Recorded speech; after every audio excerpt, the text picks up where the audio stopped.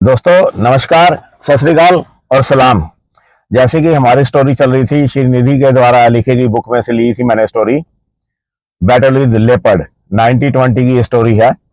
और जैसा कि इसमें मैंने आपको बताया था कि कैसे एक लेपर्ड को खाली हाथों ही इन्होंने पकड़ लिया था और पकड़ के फिर शाम के द्वारा उसे मार दिया गया था। और उसके बाद में नेक्स्ट नाइट में जब रात को एक मेल लेपर्ड वहीं पर आकर दहाड़ रहा था, तो उसको देखने के लिए या उसकी जांच के लिए निधि जी जब उतर के गए थे, तो उसके आगे की स्टोरी अब मैं आपको सुनाता हूँ। साथियों, मेरे चैनल के साथ आप बने रहना। आज मैं इस स्टोरी को फिनिश कर दूंगा, खत्म कर दूंगा, और इसके बाद में जो मेरा नेक्स्ट ब्लॉग होगा और वो होगी एक मैन ईटर टाइगर की story, real story man eater tiger की, जो कि जिम कॉर्बेट पार्क के अंदर हैपन हुआ था ये। और दोस्तों, उस मैन ईटर टाइगर ने काफी आतंक फैला दिया था जिम कॉर्बेट नेशनल पार्क के अंदर। और ऐसी ही मैं सच्ची सच्ची कहानियां, कुछ नई, कुछ पुरानी, कुछ बहुत पुरानी, मैं आप लाता रहूंगा। कुछ लेपर्ड से रिलेटेड, कुछ टाइगर से रिलेटेड, कुछ खूनी हाथियों से रिलेटेड, और आपको मैं सुनाता रहूंगा। और मेरे चैनल के साथ आप बने रहना मेरे दोस्तों। और जैसे आपने मेरे को प्यार दिया है पहले भी, ऐसे ही मैं उम्मीद करता हूं कि आपसे मुझको प्यार मिलता रहेगा। और मैं अब अपनी स्टोरी शुरू करता हूं दोस्तों। श्रीनिधि जी जब उतर के जा रहे थे उस नींबुओं के झाड़ की तरफ, जहां से उनको लग रहा था कि लेपर्ड की आवाज आ रही है, तो दोस्तों वो जब आगे गए तो एक पेड़, जब उनको दो तीन पेड़ मिले थे, तो उसके तने पर हाथ फेरने के बाद वो थोड़ा सा और आगे बढ़े। तो दोस्तों, जब वो थोड़ा सा और आगे गए तो खूब निश्चिंत होकर वो आगे बढ़ रहे थे।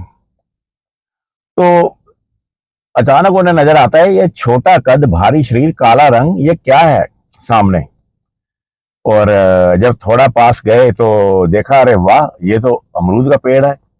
वही अमरूद का पेड़ जो दिन में मुझे फल देता है। इससे डरने की कोई जरूरत नहीं है। और उसको पार करके आगे बढ़ गए। जैसे ही थोड़ा और आगे बढ़े तो शोभाजन शोभाजन एक तरीके का एक पेड़ होता है दोस्तों, उस पर फलियां लगती हैं। तो शोभाजन का एक पेड़ था। जब उसके नीचे से निकल रहे थे श्रीनिधि जी, तो जब उसके नीचे से निकले तो उसके ऊपर पंख फड़फड़ाने की आवाज हुई। और क्या क्या करता कोई उल्लू, जो कि किसी पंछी को मारकर खा रहा था, रात के अंधेरे में उड़ के निकल गया। और ऐसा लगा कि जैसे कोई प्रेत आत्मा उड़कर गई हो। और वो उल्लू खूब निश्चिंत होकर किसी पक्षी को खा रहा था और चोर की तरह चला गया। और उस शोभाजन को भी पार करके निधि जी और आगे बढ़े। और दोस्तों, थोड़ा सा आगे बढ़ने पर नींबुओं का झाड़ अब नजदीक आ गए थे। और धाड़ अभी भी आ रही थी लेपर्ड की। और उस धाड़ में वेदना भरी हुई थी, कुछ पीड़ा भरी हुई थी, और एक तरह का डर भी लग रहा था निधि जी को। और लेकिन जो उनके हाथ में पकड़ी हुई कुल्हाड़ी थी, वो उनको हिम्मत बंधा रही थी और बोल रही थी कि आप आगे चलो और जो भी मुसीबत होगी मैं उसको देख लूंगी। और निधि जी जैसे ही थोड़ा और आगे बढ़े, अभी दो चार स्टेप ही वो शोभाजन से आगे बढ़े थे पेड़ को पार करके, कि अचानक से दहाड़ आनी बंद हो गई। जान पड़ता है कि लेपर्ड ने निधि को भांप लिया कि कोई आ रहा है, या उनके पदचाप की आवाज सुन ली। क्योंकि दोस्तों, ये जो लेपर्ड होता है और टाइगर भी, इनकी जो सुनने की पावर होती है वो बहुत ज्यादा तेज होती है। और जैसे ही उनकी आंखों की रोशनी तेज होती है, ऐसे ही सुनने की पावर होती है। अगर लेपर्ड की सुनने की पावर को और उसकी देखने की पावर को कंपेयर किया जाए, तो इनके मुकाबले उसकी सूंघने की जो पावर होती है वो थोड़ी उनसे कम होती है। लेकिन जैसे ही दहाड़ बंद होगी दोस्तों, तो निधि जी घबरा कर रुक गए। और जब निधि रुके घबरा करे, तो उनकी हिम्मत जवाब देगी। और दबे पांव वो, पीठ उन्होंने नहीं करी, क्योंकि अगर आपको टाइगर या लेपर्ड का कोई आभास होता है तो कभी पीठ नहीं करनी चाहिए। निधि ने पीठ नहीं करी और पीठ उधर रख के उल्टे पांव पीछे आए और पीछे आके और जल्दी से शोभाजन पेड़ के ऊपर चढ़ गए। और जब शोभाजन पेड़ के ऊपर चढ़ गए तो हालांकि दोस्तों जो लेपर्ड होता है वो बहुत बेस्ट क्लाइंबर होता है पेड़ के ऊपर चढ़ने का, लेकिन फिर भी लेपर्ड का जो शिकार किया जाता है मचान बांधकर, आखिर वो पेड़ के ऊपर ही बैठकर किया जाता है।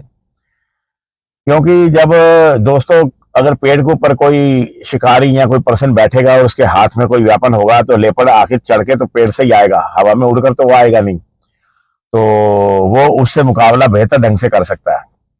तो इसलिए निधि जी उसी शोभाजन पेड़ के ऊपर चढ़ के बैठ गए और आवाज की तरफ ध्यान देने लगे, लेकिन आवाज कोई भी नहीं आई। और 3-4 घंटे निधि जी बैठे रहे। उसके बाद सुबह होगी और सुबह होने के बाद में जब वो नीचे उतरे निधि और आगे बढ़े वहीं पर जहां से आवाज आ रही थी, देखना चाह रहे थे कि वहां पर लेपर्ड था तो कहां पे बैठा था।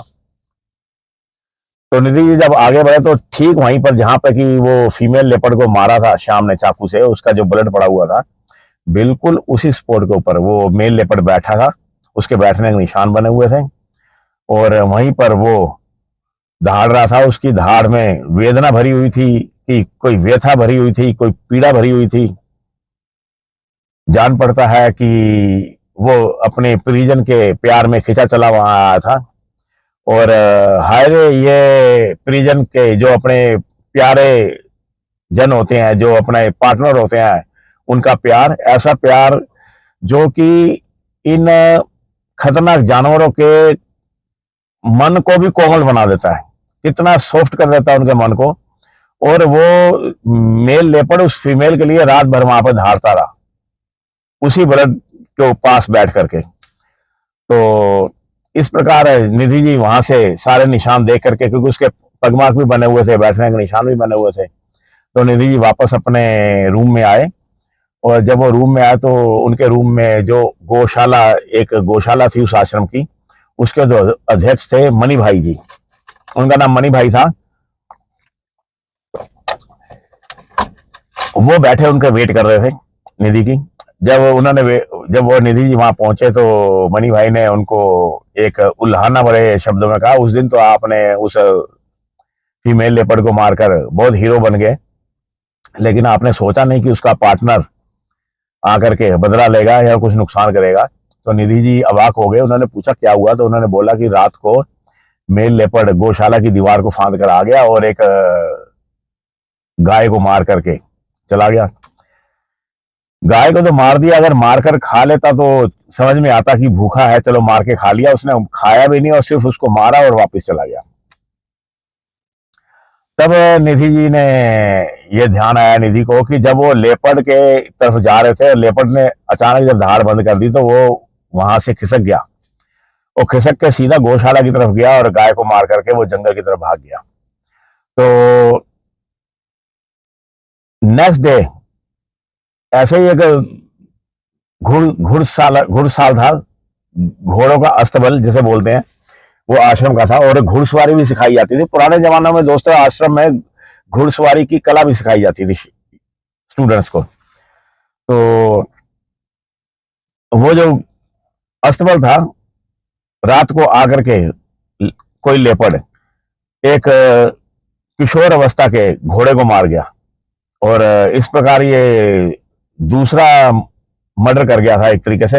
एक रात को वो गाय को मार गया और नेक्स्ट रात को वो एक घोड़े को मार गया था, जवान घोड़े को, जो कि किशोरावस्था को पार कर रहा था। और गौशाला अध्यक्ष जो मनी भाई थे, उन्होंने कंप्लेन तो करी थी। और जो अब घुड़साल के जो अस्तबल के जो अध्यक्ष थे, उन्होंने भी निधि को बोला कि ऐसे ऐसे एक रात को कोई लेपर्ड आया और घोड़े को मार के चला गया। तो उसके बाद से जो कुलपति थे, मतलब आप चांसलर बोल सकते हो आश्रम के, उन्होंने एक शिकारी नत्था सिंह को अपॉइंट किया, क्योंकि उस आश्रम में एक शिकारी भी रखा हुआ था उन्होंने, क्योंकि वो आश्रम क्योंकि जंगलों के पास था तो जानवरों का डर रहता था। तो नत्था सिंह ने एक उसी जगह पर जहां पर कि रात को गौशाला और जो अस्तबल थे वो पास पास थे, वहां पे एक पेड़ के ऊपर मचान बांधी, नीचे एक बकरे को बांधा और सारी रात वो वेट करते रहे राइफल को लेकर के, लेकिन वो जो लेपर्ड था वो आया ही नहीं। लेपर्ड दोस्तों इतना चालाक, इतना घुन्ना होता है कि वो चालाकी में, इकाइयापन में वो टाइगर को भी पीछे छोड़ देता है। और अपनी इसी चालाकी की वजह से तो वो टाइगर के इलाके में जीवित रहता है, नहीं तो वो टाइगर के द्वारा मारा जाए, क्योंकि टाइगर से तो वो हल्का होता है पावर में। अब जब लेपर्ड आया नहीं, 2-3 रातें वहां पे बिताई नत्था सिंह ने, लेकिन वो कामयाब नहीं हुए। तो इन बिटवीन जो निधि थे, उन्होंने योजना बनाई कि क्यों ना इस लेपर्ड का इलाज निधि के द्वारा किया जाए। तो निधि, श्याम और विपिन, इन तीनों ने मिल करके, जो माली था कन्हैया, बाघ का जो माली था, वही वाला कन्हैया माली जिसके बेटे को लेपर्ड ने घायल किया था, वो पिछली स्टोरी में मैंने आपको बताया, उसकी मदद से उन्होंने एक रस्सी का फंदा, जाल तैयार करवाया और उस रास्ते में लगाया जो एक बाढ़ के बीच में रास्ता था, जहां से लेपर्ड के आने के निशान थे। और वहां पर उन्होंने उस फंदे को लगाया और फंदे को लगा करके उससे कुछ दूर पे वो छिप करके बैठ गए और कुल्हाड़ियां लेकर के और मशाल लेकर के बैठ गए। लेकिन मशाल को उन्होंने जलाया नहीं, लेकिन तेल वेल अच्छी तरह से उसको, सरसों का मिट्टी का तेल पिला करके उसको रेडी रख करके वो बैठ के छिपके। और रात के 2 बजे उन्हें हल्की पदचाप की आवाज सुनाई दी, जैसे कोई बड़े दबे पांव चला आ रहा हो। और जब थोड़ी देर में देखते हैं तो उनको जलती हुई 2 आंखें नजर आई, जैसे 2 टॉर्च की रोशनी होती है। क्योंकि ये जो बिल्ली जाति के जो जानवर होते हैं, जब इनकी आंखों में लाइट पड़ती है तो वो रिफ्लेक्ट करती है और टॉर्च की तरह जलती है। और रात को जो तारों का प्रकाश था वो उस लेपर्ड की आंखों में पड़ रहा होगा, और उसकी वजह से उसकी जो आंखें थी वो टॉर्च की तरह चमक रही थी। तो दोस्तों, ये जो खतरनाक जानवर होते हैं, जैसे लेपर्ड है, जैसे टाइगर है, इनकी आंखों की जो रोशनी होती है, जब इसमें लाइट पड़ती है तो इसमें एक लालीपन नजर आता है। और जो हिरन वगैरह होते हैं, जो शाकाहारी जानवर होते हैं, उसमें एक हरापन, नीलापन सा फीलिंग आती है। लेकिन जो मांसाहारी जानवर होते हैं, उनकी आंखों में एक हल्का लालीपन नजर आता है लाइट पड़ने पे।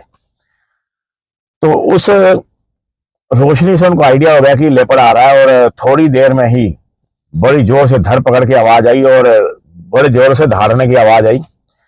तो इन्होंने एकदम से मशाल जलाई। मशाल जला के देखा कि फंदे ने अपना काम कर दिया और लेपर्ड उसमें, उसकी चारों टांगें उसमें फंस गई थी और वो बड़े जोरों से गुर्रा रहा था और अपनी बॉडी को झटक रहा था।